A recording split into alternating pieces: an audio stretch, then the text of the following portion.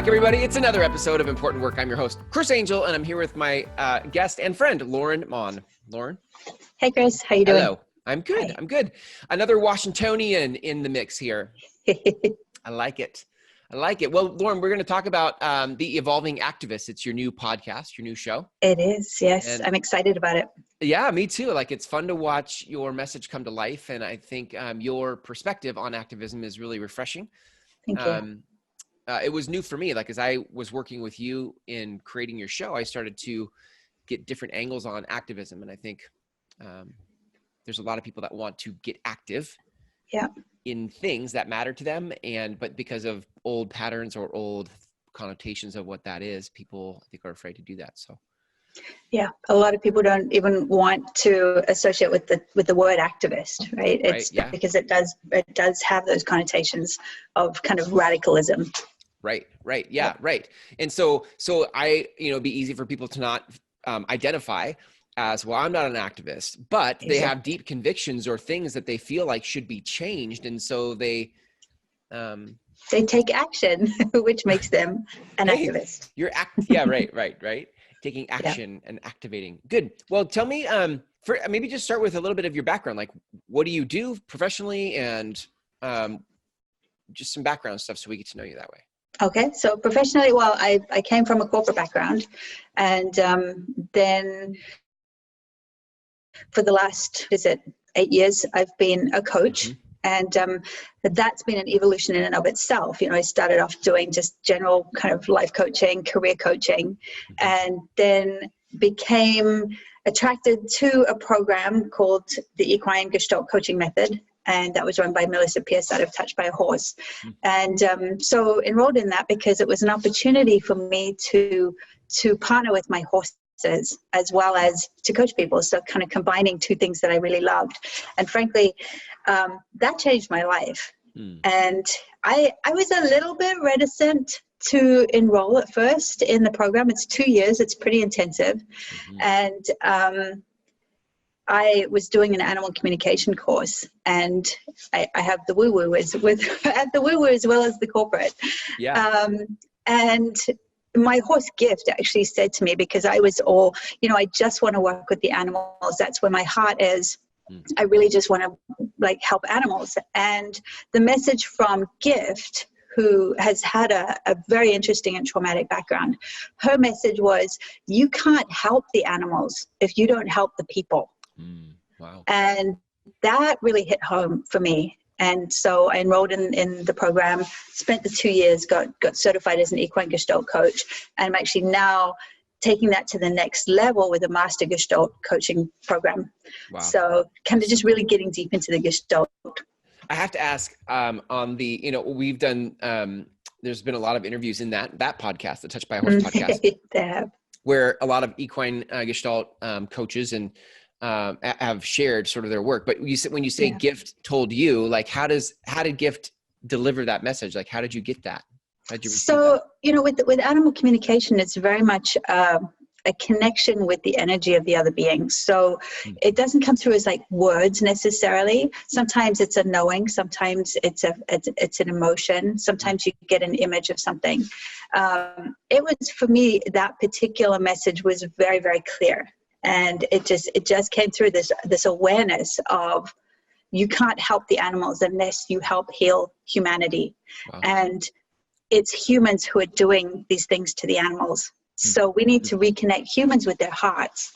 And so for me, that was it was kind of like an epiphany, just in the middle of trying to connect with this being, just get this very clear message of, no, you can't just focus on the animals. That's a Band-Aid. You have to focus on the root cause, which is the humans. Wow. Yeah. Wow. That's so cool. I love that. That's what I love about that work, when that's just a whole other thing for me, like a whole other place to explore that I had Chris, I tell you, when I first, I first discovered animal communication before I became a coach, and it blew my socks off, because I was absolutely, I was in the tech industry. I was in a very kind of, logical frame of mind. And it was I'm grateful that my first experience was with a communicator who was able to really, I could really feel the energy of each of my animals, and I know my animals, so I know how they feel. And for her to be able to share things with me that I hadn't told her was, whoa. Yeah. It's like, wait a second. But then it made perfect sense when I started thinking about it and thinking about, we pre-verbally we're still communicating.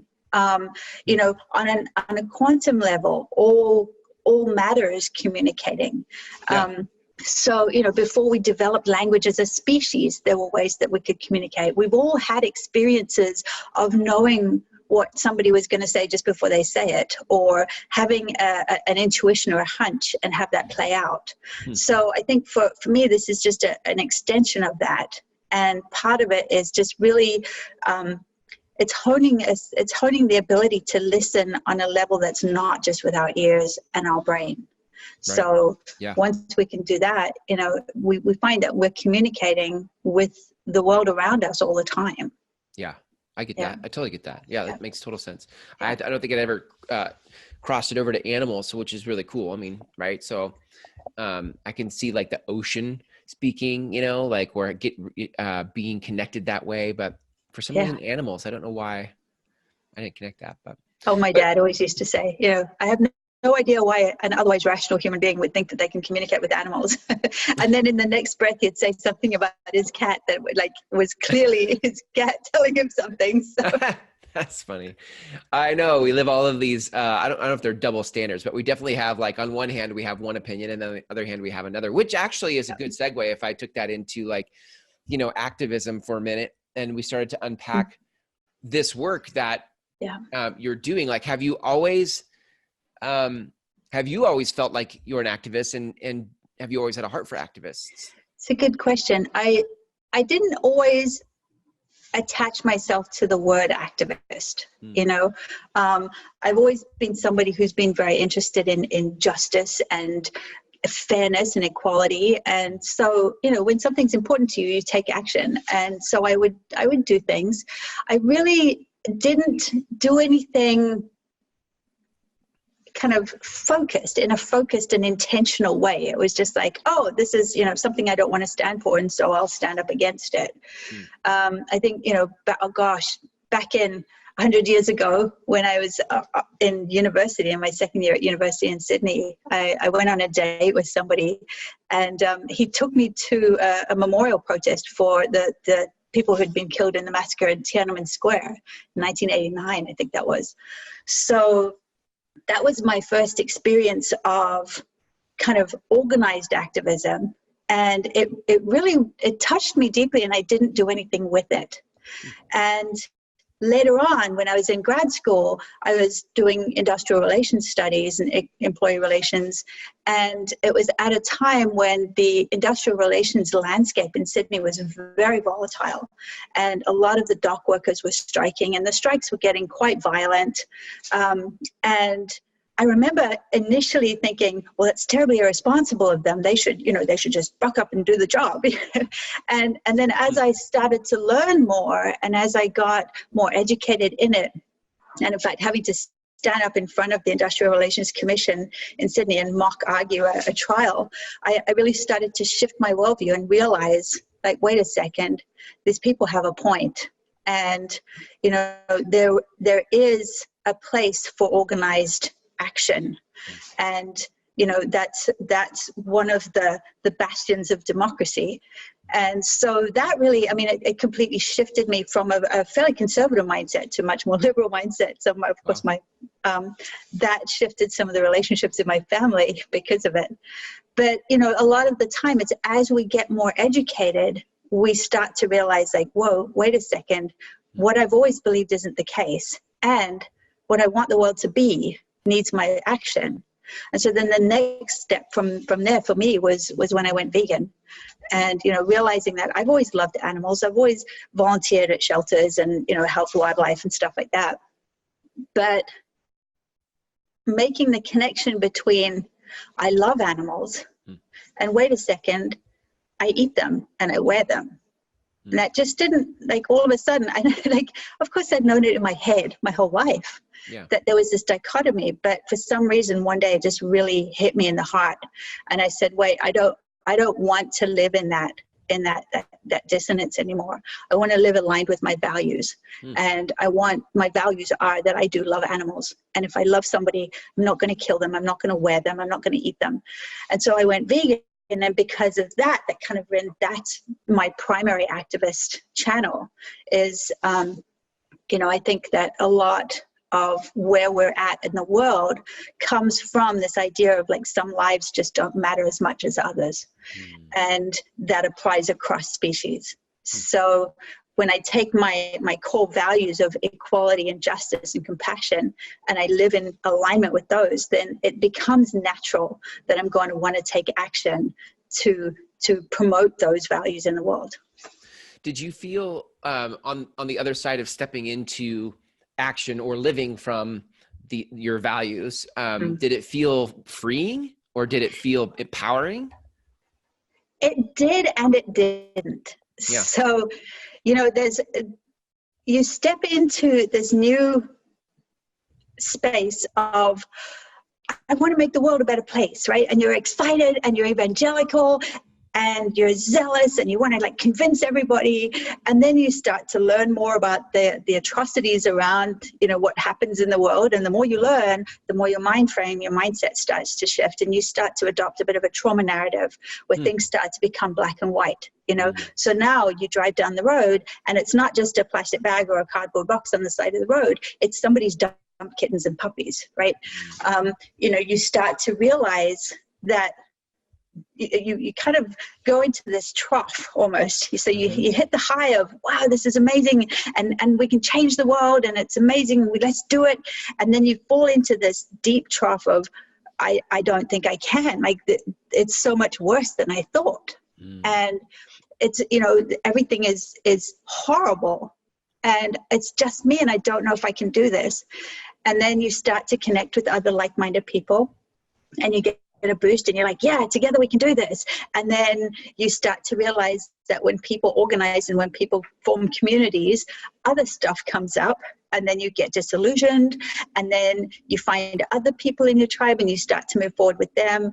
But all the while, you somehow, the baseline, the kind of the base note of it all just gets stronger and stronger and stronger. And you're just like, I can't not do this. I can't not do this. And now I'm seeing all these other areas that could either be opportunities or overwhelming obstacles, right? And so you start to, it's very much this. It's kind of, I think of it a lot like the entrepreneur's journey, right? Yeah, seriously. That's exactly how I describe that. Yeah. Yeah. So, but, I've, somebody said to me last week, she said, I'm really sorry that you feel so much pain around the animals.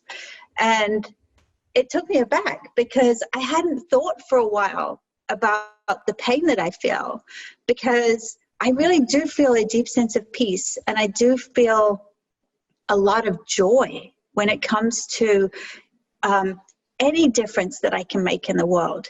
And the fact that the more aligned I am with my values, even in the deepest, most painful moments, there's still a level of peace. There's a peace that kind of sits underneath that, that conviction. Yeah. Yeah, I totally get that. If we looked at the flip side of that, to be in a place of pain, but not be in alignment with your values, then it just feels like there's no hope. There's no peace. It's worse. Yeah. Right, because when you're not in alignment with your values, you're in pain anyway.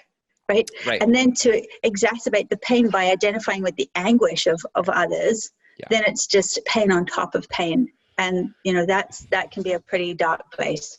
Yeah, totally. Yeah. Wow. I love it. So good. I mean, just the idea that I think there's a lot of people that are searching for meaning in their life. They're wanting purpose. I think this show, Important Work, is about people finding their important work. And that to me means knowing what you value and starting to align your life to those values. And it doesn't mean it's a hall pass to a perfect and blissful life. It just means that that'd be nice.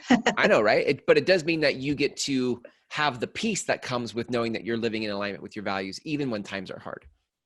Exactly. And, as the other thing that we do is we develop skills, right? Like, the more I learn as I move through the world and as I lean into my activism, the more I learn about human dynamics, the more I learn about, self-care and self-compassion, the more I learn about systems and, structures and things like that. So it becomes an exercise on multiple levels of reinvention and evolution.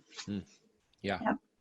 So let's shift towards people that are listening to this that might be on the cusp of an activist. They've thought about things that feel unjust or unfair. Yeah. They also resonate with the idea that they have values and things they want to stand up for, but it's been hard for them maybe to embrace the idea of being an activist. Like, walk me through where people often are stuck, or maybe even where you were stuck, although we kind of covered your story. I think a lot of what I see is, first of all, there is that trauma narrative that develops, right? Especially in some of the more violent scenarios, right? So, as an animal activist, a lot of people are watching slaughterhouse footage or exposing themselves to that, or noticing. You're more aware of things that are happening, right? People who are members of marginalized communities, they feel it personally. They're personally experiencing this. And so you can have either a primary traumatic response, or you can have a secondary traumatic response where you've been a witness to an atrocity versus actually experiencing it. Right. Both of those have an impact on your brain, and both of those can shift your worldview pretty dramatically. Now, what that does is then, there's trauma that needs to be healed, but then there are also behaviors that have happened as a result of that have impacted your relationships, perhaps. They've impacted your even your brain chemistry, your ability to find joy. So there's that piece of it. There's also just the fact of you shifting. The fact, I think anybody who's been in a relationship where they have embraced some personal growth and their partner hasn't, or their partner has taken a different path of personal growth, can attest to the fact that it shifts your relationships. People look at you differently. It's strange, right? You're the same person that you were yesterday, and then you say, I'm standing up for this issue, and then tomorrow you're a different person in their eyes. And they look at you differently. They speak to you differently. Their experience of you has completely turned. And so, how do we deal with that? How do we have conversations with people who don't want to come along that path with us? Yeah. How do we fix or nurture relationships where we've grown and we've changed? Right. Yeah. So a lot of people, you get married, for example, or you start a relationship, and then you have a big epiphany or a big growth spurt or whatever it is, big awakening. And the other person's like, that's not who I got involved with. Right. Like, yeah. Do I still want to be here? And so, sometimes there's loss. Sometimes we do have to walk away from relationships. And so there's the grief of that. There's the loss that we process there. But also, there is, I know a lot of people who are in relationship, be it their family, be it their significant other, be it friendships, right? But you're in relationship with others who are important to you, and you don't want to lose them, but they're not going to come alongside you in your ideology. Right. Yeah. And so how do we find the common ground? How do we maintain that connection so that we can nurture that relationship and not be black and white about it. Yeah. So there's that. That's a big deal. Learning how to take care of yourself.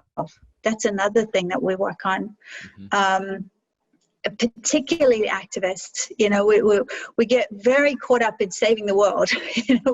There's so many animals and there's so many people hurting, and the children in Africa and all the rest of it.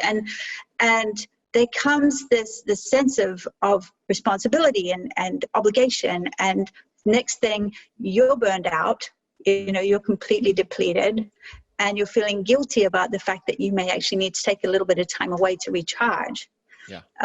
That gets more complex when you are actually a member of one of those marginalized communities, because you can't just take a rest from being who you are. Right. So, so how do you recharge? How do you take care of yourself in the moment on the front line, as it were? Yeah. So there's that. There's a whole lot of other things too, but those are some of the biggies. Yeah, for sure. Well, I mean, so that paints a big picture of some of the places where people get stuck. And I think people sensing that those things are possibilities or are could happen may stop themselves from taking action in things that really matter. So what, like, does it, like, what's possible? Like, you know, like if I do this, is my life just going to be miserable, or is there some other like land of milk and honey that, like, as an activist, I could actually enjoy my life? Milk and honey. You know, is there something else that I could aspire to living this way, or is it just I'm signing up to be a martyr for the rest of my life? No, you're absolutely not signing up to be a martyr, and that's one of the mindsets that can be quite damaging. Yeah. So, you know, here's the deal: if you have something on your heart that's really, really important to you, and you don't take action, you're going to be in pain. You just are, right? If you take action, you're going to be in pain, and you've made a choice, right? It's much less of a victim mentality. That said, sometimes just knowing the risks involved, knowing that, you know, hey, okay, I'm going to open myself up to ridicule or exclusion, or, you know, being ostracized, being bullied. I'm going to open myself up to that. And then deciding to do it anyway, because it's that important to you. So I'm going to do this anyway. People are going to hate on me for it, because here's the bottom line of any activism.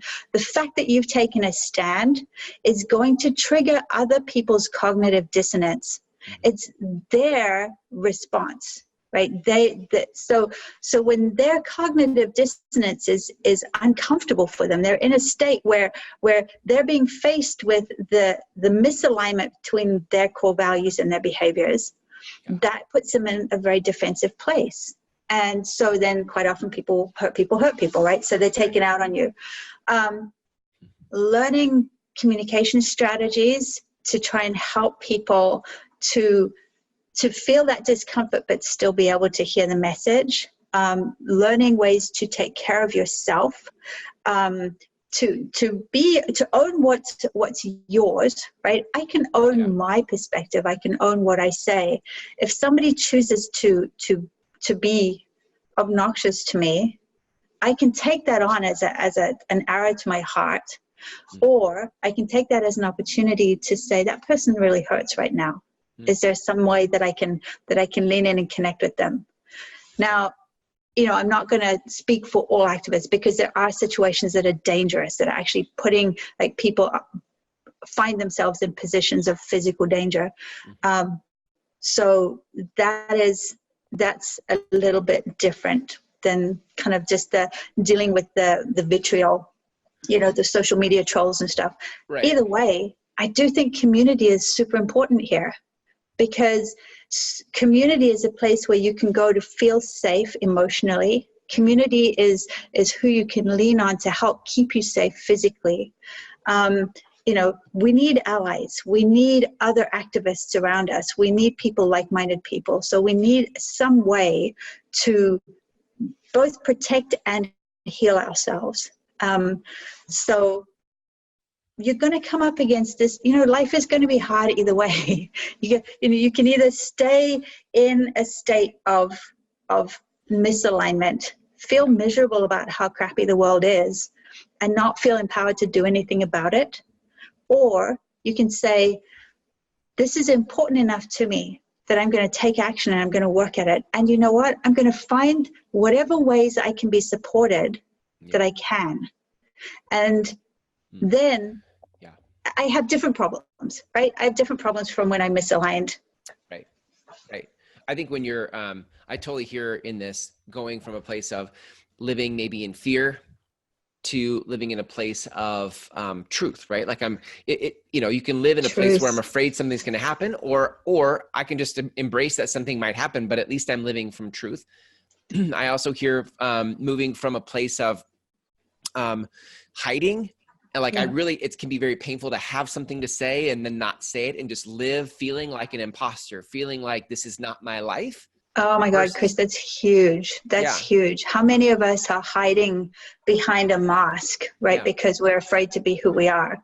And then we can't ever trust the love of other people because we don't know that they're loving us for who we are. They're loving us for how we're showing up for them. Wow.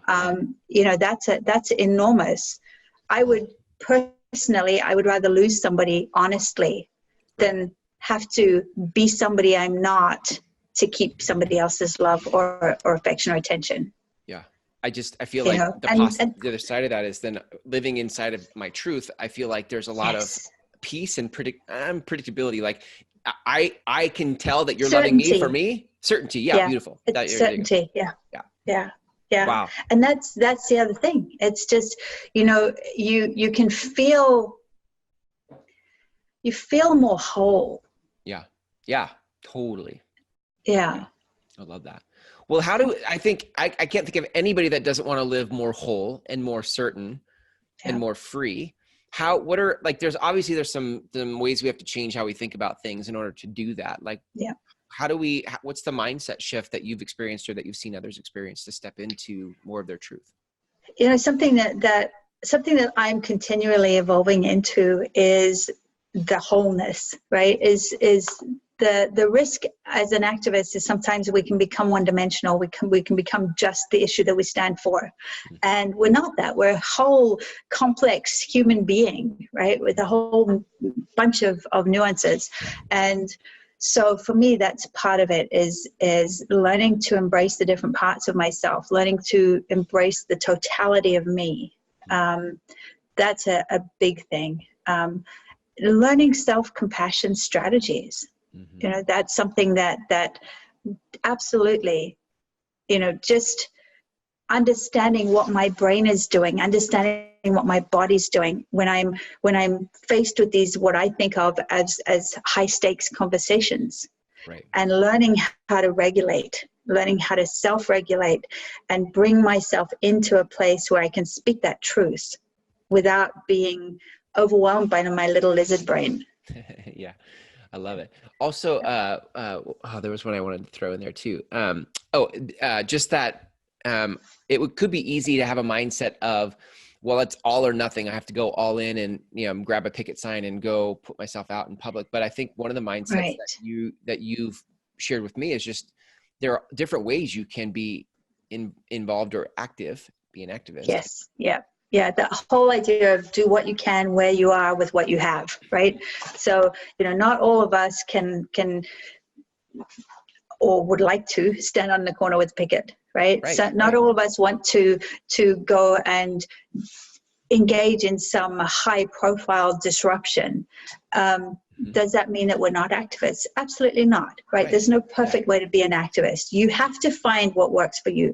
Introverted people are going to be more comfortable doing different things than extroverted people.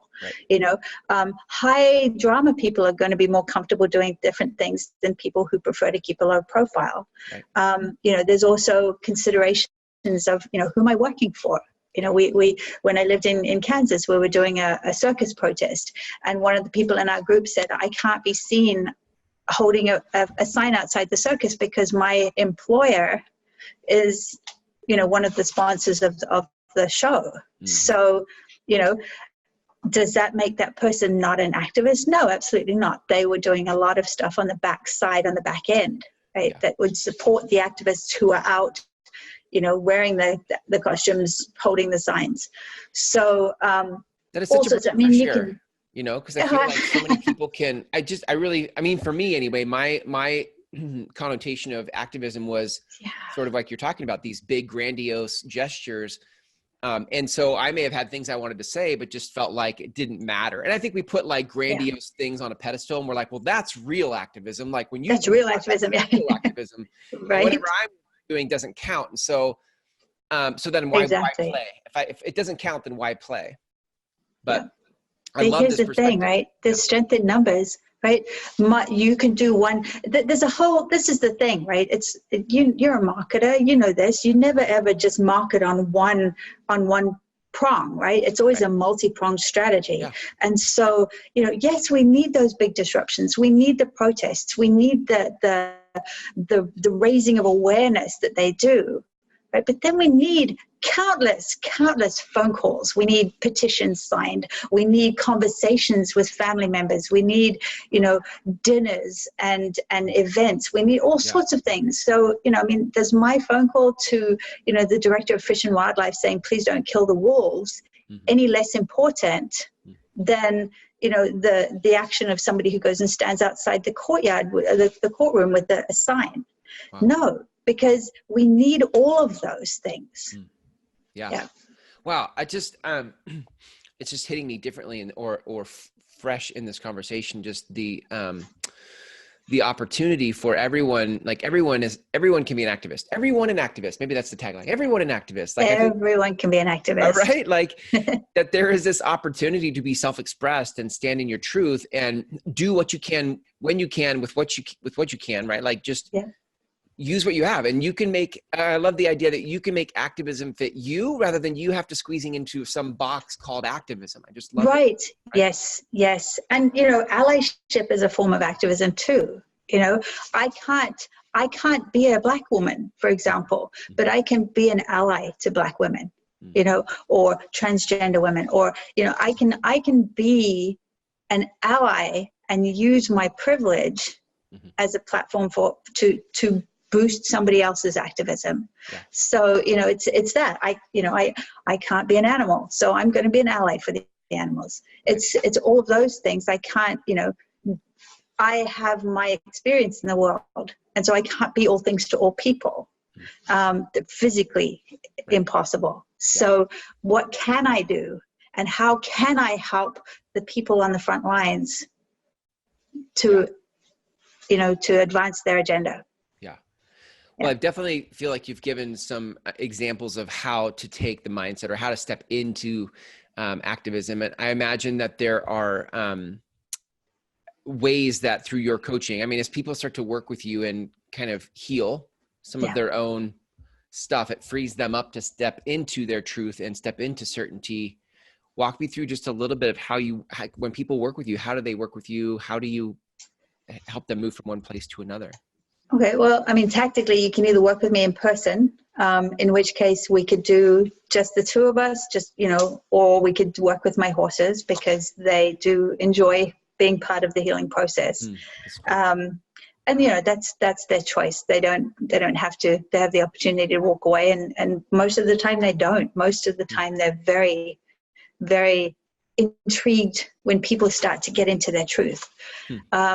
Workshops, phone coaching. I also do phone coaching. But what we'll do is we'll look at your values, because honestly, most of us have an idea of our values. We may never have actually questioned, are those my values, or are those the values that were handed to me when I was being brought up? Wow. So let's get really clear on what your values are. Let's get really clear on what your vision for the world is, right? Help you understand who you are, the different parts of you. Who can you bring to the table? Who's going to support you in that activism? So, are you, a wordsmith? Do you have that part of you? Or do you have a part of you who loves to engage with people? Do you have that part of you who is just a caregiver? How do we bring those different parts of you forward in a way that will help and support you? But then there's also the idea of making peace with different parts of yourself as well. So I actually did some coaching with my mentor recently where I really had to have a conversation between the compassionate side of myself and the callous side of myself, and learn that both of those sides of me are real and to be accepted. I'd been spending all this time trying to erase that part of me that was not compassionate. And I realized that I can't do that. That's, I'm a human being. There are going to be times when this other part of me surfaces. So what does she need? When does she come up? And I'm finding that she comes up when I'm depleted. So, okay. So what she needs is she needs me to take better care of myself so that she can take a back seat to the compassionate me. So having that piece of work, like learning those sorts of things, will work on communication skills, transforming conflict. How do we lean into conflict as an invitation to connect with somebody versus an altercation or an adversarial situation? Because that's all conflict really is. It's just a gap, right? And then we'll take it to, what context are you going to be wanting to work or play in, right? As far as your activism goes, because, activism in the workplace is going to look very different from activism on the street. Yeah. Right. So do I want to, advance an agenda of inclusion and safety in my workplace, right? Do I want to stand up for the rights of people in my workplace who are getting, 58 cents on the dollar versus 100 or 70, right? So that's going to look a little bit different to, do I want to, call up a restaurant and ask them to make sure that they have a more inclusive menu? So we're going to look at those at the context of your activism as well. Yeah. And then come up with a plan. What works for you? What's going to really, and then, because as you move into it, right, you're going to start to encounter some of these challenges. Okay, so now we're having, something around relationships to work on, or now we're having something around, my needs conflicting with my values, right? I have this deep need to be loved and accepted, but I have this value of integrity and justice, right? How do I reconcile those two? So there's so much fun stuff that we can get into. Yeah, seriously. It's fun for me. I think too, for somebody who is feeling, obviously somebody who would take action on that type of an invitation is somebody who gets the whole part of like, I feel like I've been an imposter. I haven't been living my truth. I really do feel like there's something I'm here to do in the world, and to do it in a safe environment, a structured environment with you to help sort of ask the right questions and guide me to a place that feels aligned and feels safe rather than feels like, there's so many times in life for me where I was like, I got excited about an idea and I jumped from the mountain, only to be like, what have I done? Like, oh no, like, what have I done? I just think it's so much easier to move through a transition where somebody who's kind of been there ahead of me can guide me to think rightly about it, Right. And, I'm not going to be teaching you how to be an activist, right? That's something that you'll learn on your journey. Like there are I can point you to resources and all the rest of it. But until you've done that personal work, whatever path you choose as activism is going to be a little rockier, right? So to have that support and to do the work as you evolve, right? That's why my podcast is The Evolving Activist, is because we're always evolving. We're always evolving in ourselves, in our understanding of ourselves, in our relationships, and in our activism. So, I may say, I'm not going to be the one to teach you how to do a great protest, or, teach you how to articulate something when you're presenting to Congress or whatever. But, I'm going to help you get to the point where you choose, like, hey, that's something that I really want to do. And then I'm going to support you in finding the resources to get better at that. Oh, so good. Beautiful. I love it. If people want to connect with you to learn more about how they could work with you, or they want to listen to your podcast, The Evolving Activist, where can people go? The Evolving Activist, which is evolving always, Nice. is the evolvingactivist.com, but also you can find it on the Google Play Store, Google Music Play. You can find it on iTunes, pretty much, I think, anywhere where you find your podcasts. And if you want to get a hold of me, I'm on Facebook. It's facebook.com/Shamwari Coach, SHAMWARI Coach. Or you can just email me, info@lorrinmaughan.com. That's LORRINMAUGHAN.com. Perfect. Love it. Really good. Great resources. Thank you. Thanks for being on the show. I really love I love this conversation. I love what you're doing to help other people step into their truth and find proactive, creative ways to honor the activist in themselves. Thanks, Chris. So good. So good. Awesome. I really appreciate everything that you've done with us.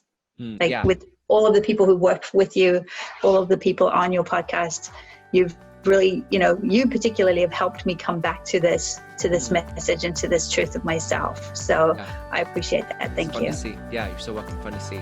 Awesome, Lorrin. Thanks for being on the show. We'll see you later. Do you have important work in the world? We can help you produce a show just like this one and get your message out in the world. Go to mygroundswell.com to connect with us now.